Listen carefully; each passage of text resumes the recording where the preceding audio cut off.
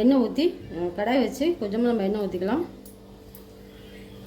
எண்ணெய் காய்ச்சதும் கொஞ்சமாக நம்ம சோம்பு போட்டுக்கலாம். சோம்பு கொஞ்சதும் ஒரு 2 வெங்காயம், ஒரு தக்காளி, இதை சும்மா குறைவாக அரைச்சி வச்சுருக்கேன். அதை வந்து இதில் போட்டுக்கலாம்.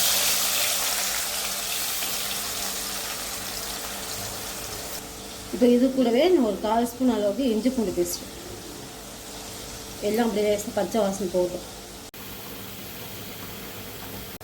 இப்போ இதெல்லாம் வதங்கிடுச்சு. இப்போ நம்ம ஊற வச்சு வச்சுருக்கோம் இல்லைங்களா பச்சை பயிறு, நான் சும்மா வெங்காயம், தக்காளி, இஞ்சி பூண்டு பேஸ்ட் போட்டு தான் வதக்கியிருக்கேன். அதுக்கு இடையில வந்து இது நமக்கு எவ்வளோ வேணுமோ அவ்வளோ போட்டுக்கலாம். நான் காரம்லாம் எதுவுமே போடல ஃப்ரெண்ட்ஸ். இதெல்லாம் போட்டு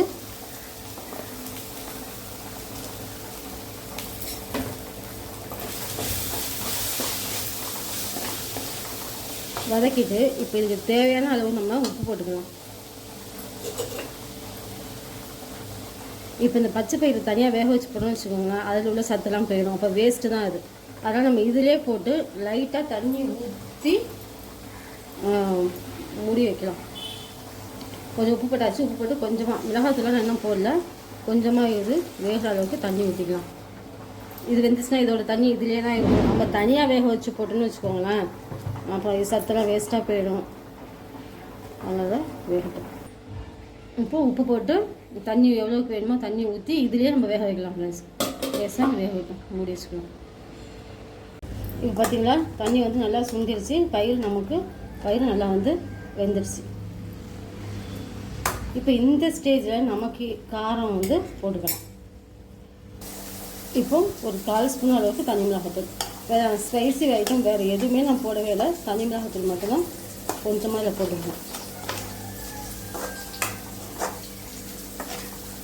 இது வந்து நம்ம எதுக்கு வேணாலும் சைடிஷாக வச்சு சாப்பிட்லாம். பிள்ளைங்களுக்கு ஸ்நாக்ஸாகவும் கொடுக்கலாம். இது நல்லா இருக்கும். இப்போ தண்ணிக்கு எல்லாமே தண்ணியெலாம் பதிலே தான் சுண்டி இருக்கும்.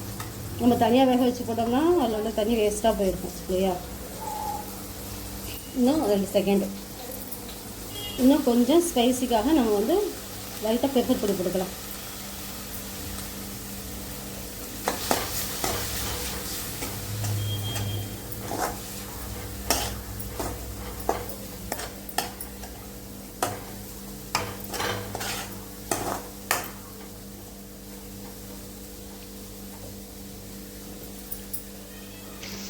அவ்வளோதான் ஃப்ரெண்ட்ஸ், முளைக்கட்டினா பச்சை பயிறு சுண்டல் வந்து ரெடி ஆகிடுச்சு.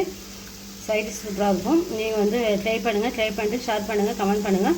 மணலி மார்க்கெட் சேனலை சப்ஸ்கிரைப் பண்ணிக்கோங்க. தேங்க்யூ.